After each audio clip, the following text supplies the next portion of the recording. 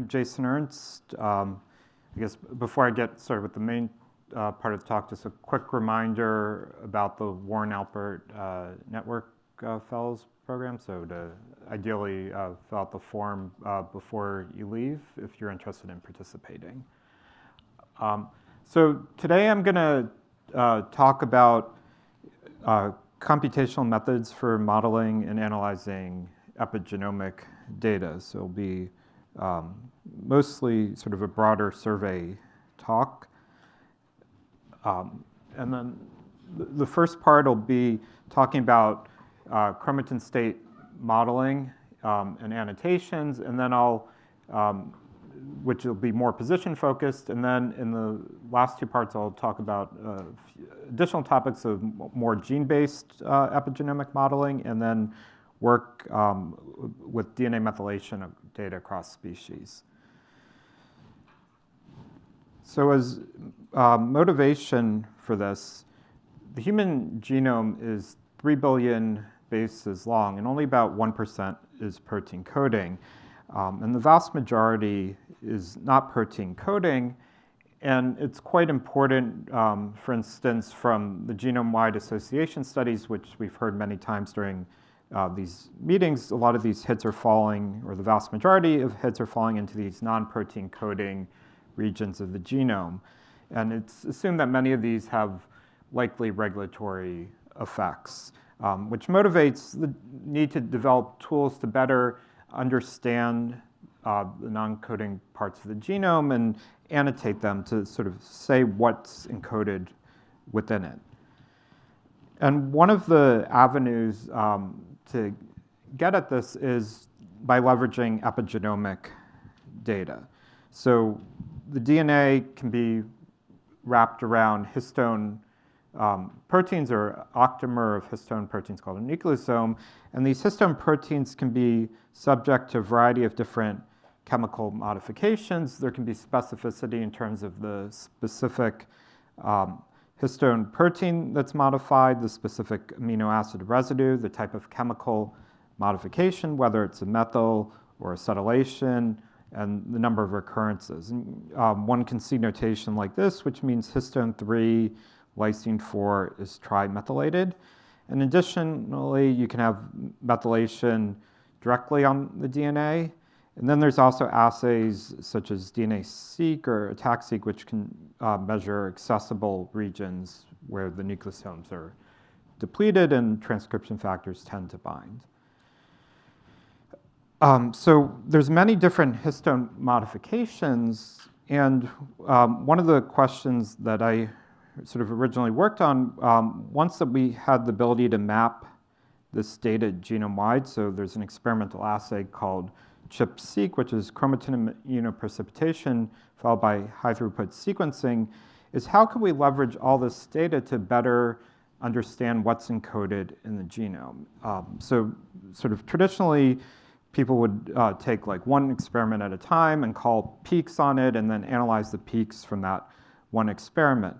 But if we start looking at all the data that we have at a given position, at least in one cell type here, patterns can start to emerge. So we can see, for example, where I boxed in red, there's a certain subset of markers that are all high, while another subset of marks are all lower.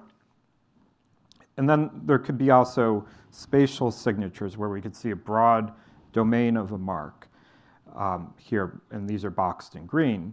And what I had shown in red tends to correspond, in this case, to the start of genes. And then what was shown in green can correspond to gene bodies. And then there can also be distal regulatory elements called enhancers, which can be associated with turning the genes on and off, which can display additional signatures. So the computational question was, given that we have this data and we have these combinatorial and spatial signatures, how can we systematically capture them and annotate the genome based on them?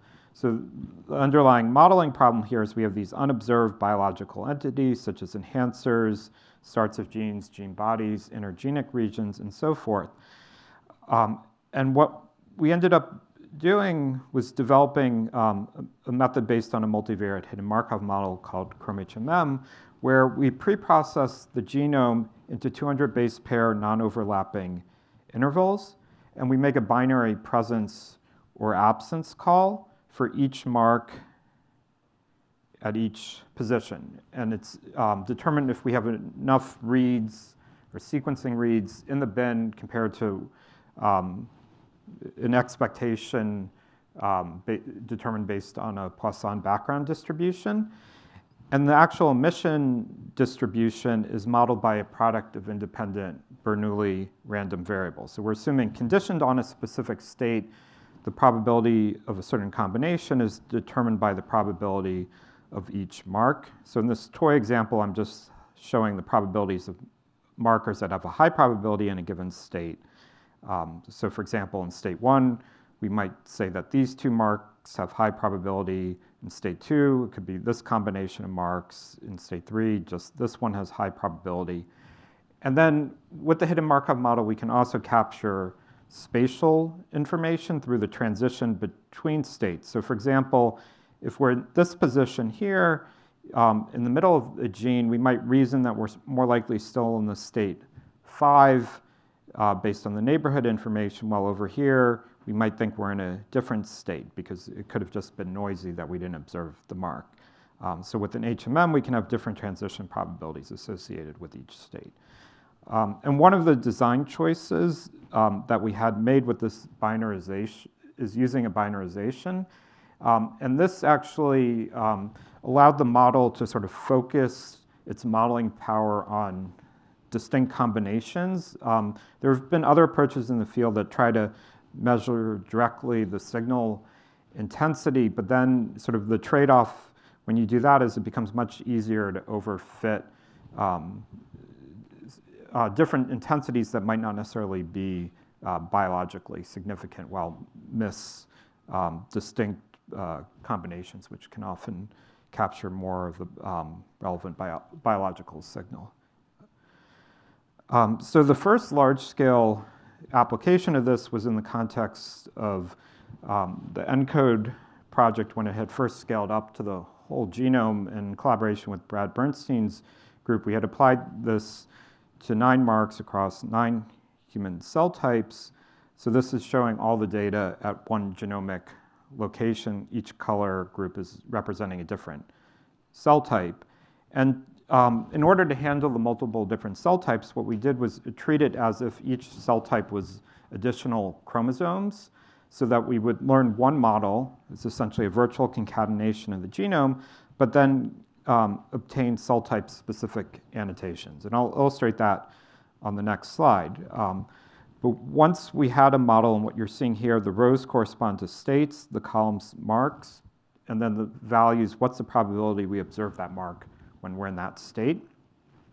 Then we can compare that to external annotations and compute enrichments, and then start giving characterizations to these states, different classes of promoters, enhancer regions, transcribed, repressed, repetitive elements, and so forth. So then this is an illustration now of one genomic location. At the top is now showing it in 4 different cell types. And what you see here, each individual row corresponds to a different mark. And then the below it now is across 9 different cell types. So it's showing the chromatin states here based on these definitions. So somebody could go to some location in the genome and then quickly see the different chromatin state annotations at these different cell types. So one of the original applications of this was starting to interpret genome-wide association study hits. So when these annotations were first coming out, there was a lot of controversy in the field about all these non-coding hits and were they actually making biological sense where they were falling. And we were able to show by comparing the location of these GWAS hits to these chromatin state annotations that in many cases we could find enrichment for the GWAS hits in what we were characterizing as enhancers in the biologically relevant cell type. So this is showing an example where the rows correspond to states. The rows correspond to cell types, the column SNPs, and then it's color-coded by the states. And if you're familiar with the biology of these different cell types, this is the biologically relevant cell type to this phenotype of erythrocyte phenotypes. And since then, there's been a lot more sophisticated ways to compare these GWAS annotations with functional genomic annotations. And these chromatin states have had broad application across a variety of areas in biomedicine. I'm just highlighting different areas my own group has applied them to, including the analysis of melanoma progression, induced pluripotent stem cell reprogramming, and looking at 3D genome organization in the developing brain. So these types of annotations had proven to be sort of quite useful, and there was an effort within NIH to systematically map this in a large number of primary cell and tissue types. So this was the roadmap epigenomics effort. And what you're seeing here, the rows correspond to different reference epigenomes, and they're organized based on major classes of tissue, like brain, different types of blood, embryonic stem cells, induced pluripotent stem cells. And the columns are different marks, and then what it means in blue is there's at least one experiment for that mark in that cell or tissue type. So then we had applied this chromatin state modeling approach to this data using 5 marks that were available in all the cell or tissue types. But then this, and we got these types of annotations here. So every position is annotated to one of these 15 chromatin states defined based on these 5 marks. But then you might notice that there's additional marks that we didn't have in every reference epigenome, but we had in some subset of them. So what we had done for one of the additional important mark, H3K27 acetylation, which we had in 98 of the reference epigenomes, was we learned an additional model based on 6 marks, but then was only defined based on 98, for 98 of the reference epigenomes. But then this wasn't really a completely satisfying solution, because if we kept on adding additional marks and required it to be available in every reference epigenome, we would continue to cut down on the number of reference epigenomes that we could annotate. So the question was, how could we define chromatin states based on all the epigenomes using additional marks?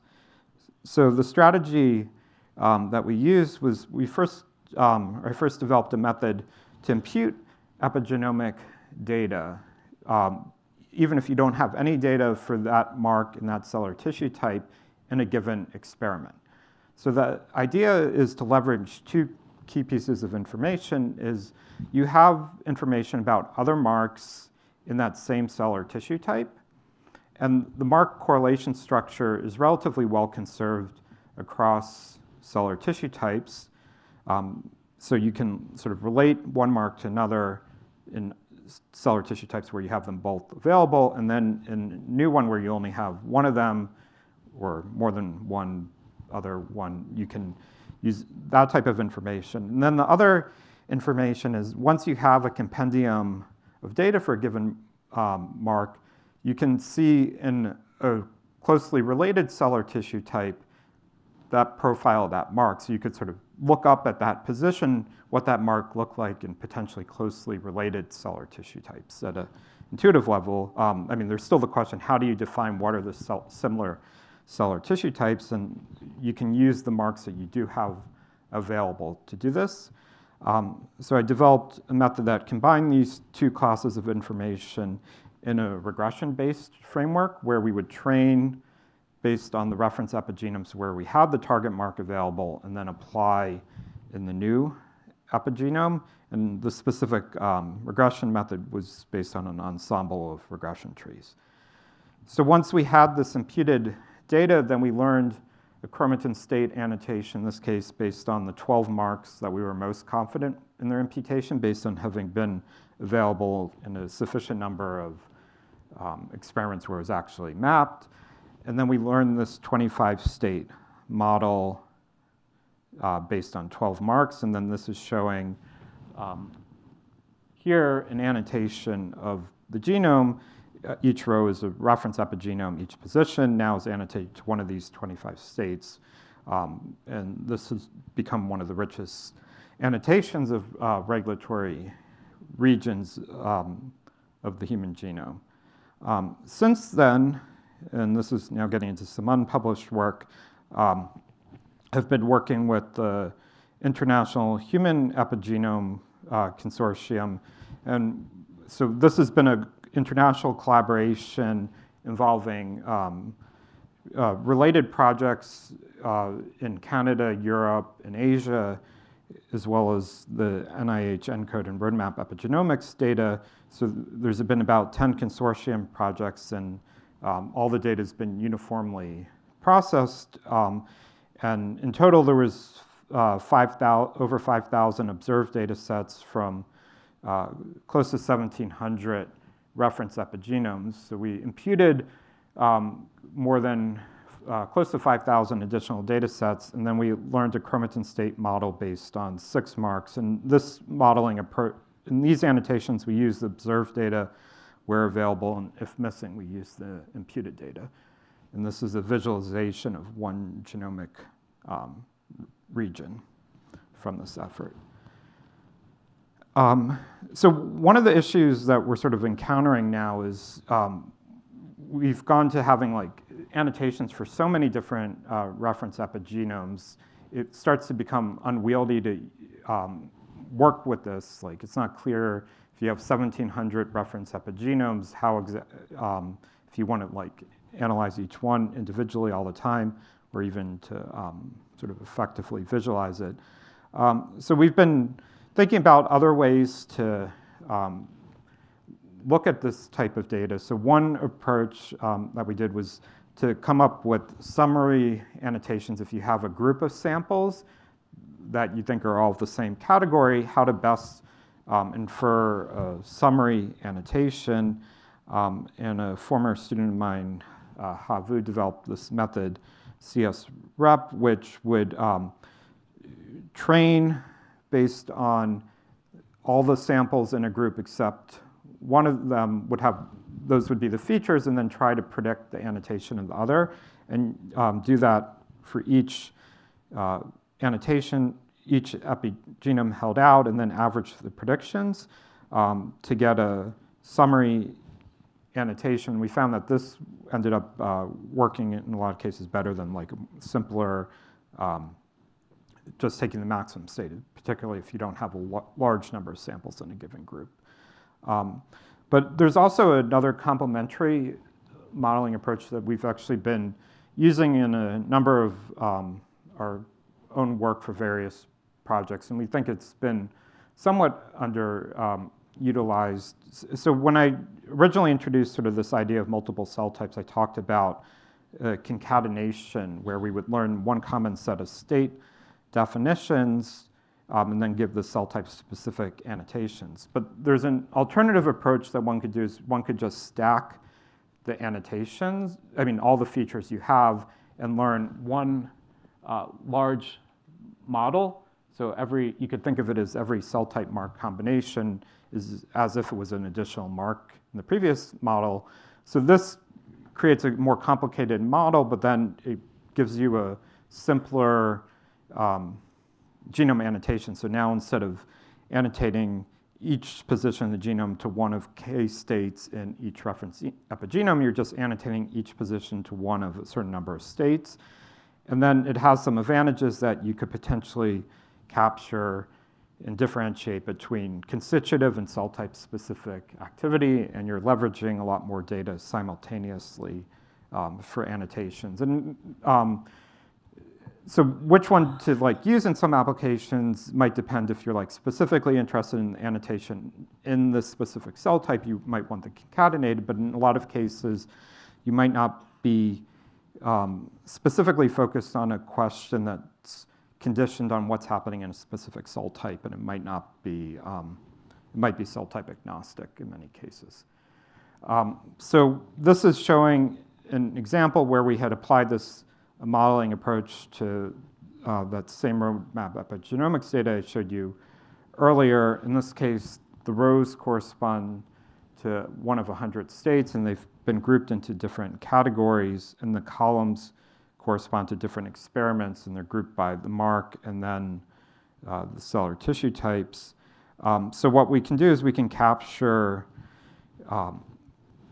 cell type specific activity. So this is a state which we characterize as embryonic stem cell and iPS specific enhancer states, and I'm illustrating a position. It's annotated to that state here, and then you could go and get more detail on the per epigenome annotations. And then so it's sort of known that enhancers can be cell type specific, but one sort of thing that was unexpected that came out of this modeling approach was the model decided to also learn a state associated with heterochromatic. So this is an H3K9ME3 state. So it's a repressive state that was specifically associated with H3, with embryonic stem cells and iPS cells also. And then it can also capture constitutive states. So it found a state that was associated with open chromatin accessibility in many cell and tissue types as well. And another sort of more recent direction we've gone with this is in the field over the time, there's been a number of complementary experimental technologies that have been more directly testing regulatory activity. So what I've been showing you before based on the epigenetic marks, these are just sort of these biochemical signals. But there's been a variety of different assays that allow one for a given DNA sequence to test its ability to drive gene regulation. So there's massively parallel reporters, CRISPR-based assays, StarSeq, which can give you a readout of regulatory activity. But there's also limitations of these where they've been done in a much smaller number of cell or tissue types. In some cases, they're not even genome-wide. So the question we were wondering was, could we leverage some of this data to, if one was interested in a more focused annotation of like likely regulatory activity and have it available in many cell or tissue types? So what my student had done was he developed a framework which would take multiple different functional testing data sets and then various epigenetic signal, peak, call, and chromatin state tracks, and make a prediction of the regulatory activity in a way that you could train in just the cell types that had these assays available and then apply it to additional cell and tissue types.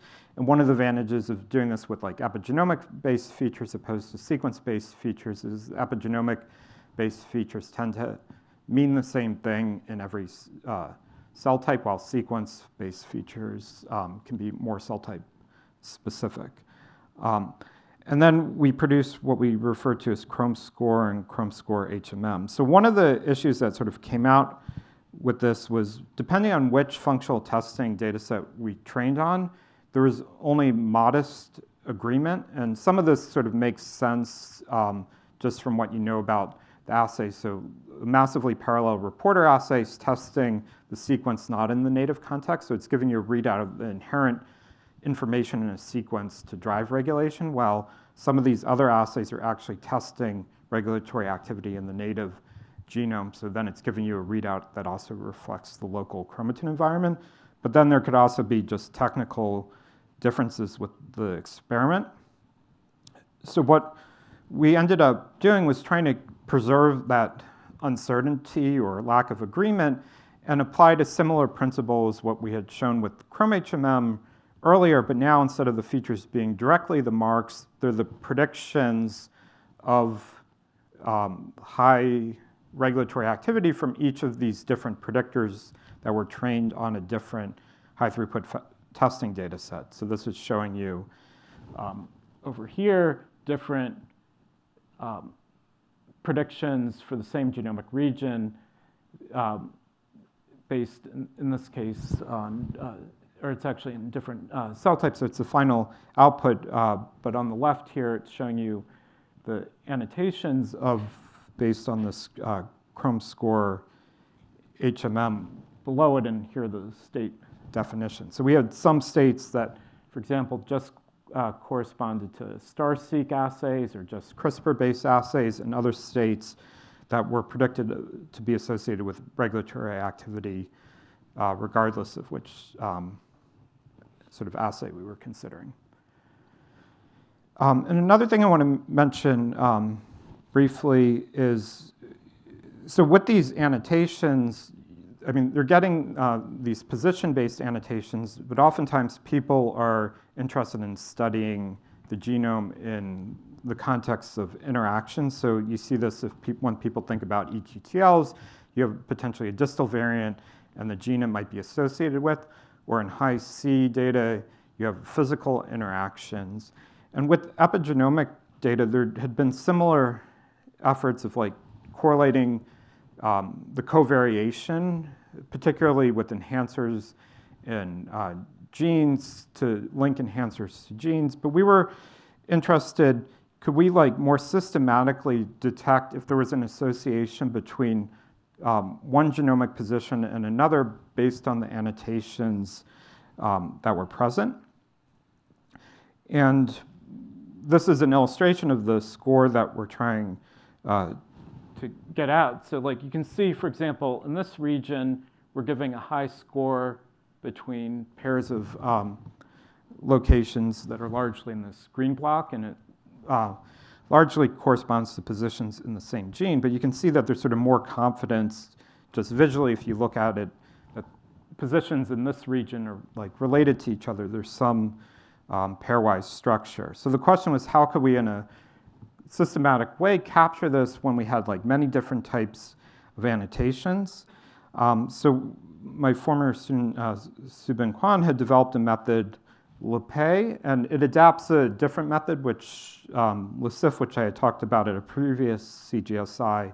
I won't have time to go into detail about that, but what we previously had was a method that would learn a score of conservation between human and mouse based on a large number of functional genomic annotations. And we adapted the idea in the context of these pairwise interactions in human. And what we did was we set it up as a machine learning problem where we had pairs of locations in the human genome that were a certain distance apart, a fixed distance, and we were primarily focused sort of on things that were within some range, and then we would create shuffles of that. So we would take this pair and just pair it with another arbitrary pair on the same chromosome. And then with these classifiers, the features are just the epigenomic features, and it's now trying to discriminate this positive, like these true pairs that are fixed distance apart from these shuffled pairs in this contrastive learning framework. So then we can give it a new pair that's a certain distance apart, put it through its classifier, and get a score. So the idea is, on average, things that are a certain distance apart are more likely going to be related to each other, but then when we're actually scoring it, we're scoring it based on the epigenomic annotations. Now to briefly talk about gene-based modeling. So what I've talked about so far has been this position-based modeling, where we're interested in annotating specific positions in the genome. But in a number of applications, people are having a gene-centric view. So for example, if you do gene expression experiments, you have a quantification of the expression of individual genes. And many times people might want to relate the gene expression to chromatin-based annotations. And what we saw was often like people might have some more post hoc way of relating these position-based annotations to gene-based annotations. But what we were wondering was, could we like in a systematic way, just directly annotate genes based on the chromatin data. And one of the challenges with that, and I'm sort of illustrating this here, is depending on where along the gene you look, you might see a different set of marks present. So the question was like how to capture this information in a principled sort of model-based framework. And this is showing you here 3 separate genes and like the different patterns associated with this. So we both want to discover these different types of patterns across the gene body and the flanking regions, and then annotate genes to being instances of these patterns. So the approach that we had developed, and this was led by a former PhD student of mine, Arthur, was using a mixture of hidden Markov models. So what we had was we had K smaller hidden Markov models. In this case, it was with 3 states, and where we assume that each gene, the set of marks across the entire gene body and the flanking regions, is generated by one of these hidden Markov models. So it's similar to what you're dealing with a Gaussian mixture model, but here instead of the Gaussians, we have these smaller hidden Markov models. And the actual like emission distribution followed ChromeHMM, and we actually were able to build this directly on ChromeHMM. So this is showing the actual emission parameters. So each group of 3 states corresponds to one of these mixture components, and then each individual row is one of the substates of it. And then it's color-coded based on the chrome gene annotation and a brief description. And then we could create these assignment matrices where the columns, in this case, are the cell types and the rows are the genes. And then we could compare these genes to other known gene sets or properties of the genes and start giving annotations to these genes. So we, for example, found one of these annotations which was heavily enriched with zinc finger genes, for example, and a certain set which were highly expressed or more lowly expressed. And one of the questions was there additional information beyond the gene expression based on when you look at these chrome gene annotations? So this was addressing this where showing on the x-axis is the expression average for each chrome gene annotation on average in each of the reference epigenomes that had expression. And then on the y-axis, it's showing the PLI score. So this is the protein loss of intolerance. So this is a human genetics measure, which is a way of associating the importance of a gene. And what it's showing here is that for 2 of these chrome gene annotations, they had similarly high expression levels, but we had very different PLI scores. And then similarly at the low end, we could have similar expression levels, but different PLI levels based on using these additional information from the epigenomic annotations. Since then, we've also now applied this in the context of the IHEC data. So we now have this available across close to 1,700 reference epigenomes based on 6 marks. And in the last part of the talk, I want to talk about some work that my group has done in the space of cross-species DNA methylation data. So another type of epigenetic mark is DNA methylation, which is methylation directly on the DNA. And this has been a widely used biomarker. It's been known for it's used in epigenome-wide association studies. A lot of the epigenetic clocks you may have heard of have been built using this type of data. And there's been a variety of different assays that have been developed to measure this. So there's been sequencing-based assays such as whole genome bisulfite, which measures every CPG, and RRBS, which measures a subset. And also one of the earlier techniques, which is actually still used, is microarrays. So in some areas like gene expression, people had stopped using microarrays and mainly had moved to sequencing.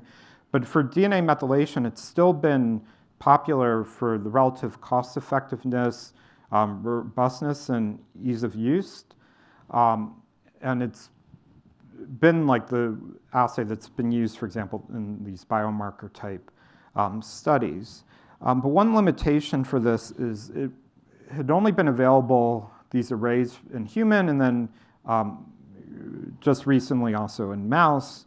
But then in many cases, people are interested in studying other mammals besides human and mouse. So there could be work looking at comparative biology or evolutionary studies, or if you want to study species level traits, where having data for other mammals besides human or mouse could be critical. And in this collaboration I had with Steve Horvath, we had developed an array to measure DNA methylation across mammalian species. So the idea was to identify CPGs that were well conserved across mammals. So we were finding CPGs in the human genome for which that CPG was conserved in many mammals, and then at least on one of the flanking sides, there was many mammals that had this similar sequence, and we could tolerate a few mutations by leveraging the Illumina's microarrays' ability to handle some SNP variation. So we ended up designing an array with about 37,000 methylation probes that were highly conserved across mammals, and Illumina manufactured it, and then Steve Horvath set up this consortium, the Mammalian Methylation Consortium, which ended up sending over 15,000 samples spanning over 300 species and 50 different cellular tissue types to UCLA to profile. And this was used to address a variety of questions about universal epigenetic clocks across mammals and looking at different species level traits. But one limitation we had noticed was, despite collecting all this data, we still had relatively sparse coverage of species tissue combinations. So we had data in this grid from 348 species and 59 potential, or 59 tissues, but it was very small percentage of species tissue combinations. So this led us to this question: could we computationally impute the missing species tissue combination? So it's somewhat of a different setting from what I said before earlier, when we were in one species and we had multiple different marks. Now we just have one mark, but we have data from different species. So what we ended up doing, and this was led by a student of mine, Emily, was developing this method CM-Impute, and we had focused specifically on imputing at the species tissue combination level. So what was the average signal of a given sample in a given, or of a given tissue in a given species? So this is sort of an example of some of the data we're working with, like the number of samples we had, and this would be the target combination, and then we would have some other samples in the same species and other samples in the same tissue type, but not from that species. So the approach that Emily developed was based on a conditional variational autoencoder. So the idea was we had the individual samples, so the probes and then the values, and then we also had the labels of the specific species and tissue combination it was from. And then we had a decoder which would output the reconstructed values, and the decoder also again got the one-hot encoded labels. And it was trained on this reconstruction error and KL divergence on the latent space regularization. So once this was trained, then to make a prediction for a new sample, we gave it the one-hot encoded labels and then a sample from a standard normal distribution. And then this is showing what the predictions or the observed data would look like both directly and then after we regress out the species signal. And if we compare this now to our imputed data, we can see a strong agreement both directly and then also after the regression. And we did some quantitative evaluations and showed it was better than just averaging the species signal or averaging the tissue signal, or a logistic regression, which just used the species or tissue labels. And then we also compared to the pairwise correlation of individual species, which would provide an upper bound. So there's still some gap there, but even the individual variability wasn't perfect. And then another analysis we did was looking at the variability, the ability to capture groups of samples that were annotated to the same tissue or the same species group. And what we were able to show was we better matched the observed prediction, both in the species classification and the tissue classification of whether two samples would be of the same species group or the same tissue group. And then it was, in some cases, the tissue baseline could outperform it, but then it would do poorly for the species level prediction, which was expected. And then the last thing here was we evaluated on a downstream task of how well could we predict a species maximum lifespan compared to what was reported. So here we're predicting based on the DNA methylation signals. And what we showed is we could get similar level of predictions using the imputed data as one could get if one directly used observed data. So to summarize, I gave you an overview of a number of methods for modeling and analyzing epigenomic data. I presented chromHMM for discovering chromatin states, which can provide cell type specific genome annotations, and also talked about a universal chromatin state annotation. Talked about chrome-impute for epigenome imputation, chrome-activity, which allowed regulatory activity prediction, LePay for scoring pairwise associations of epigenomic data, chrome-gene for gene-based modeling, and then talked at the end about this mammalian methylation array and imputing cross-species DNA methylation. So thanks, everyone, for your attention.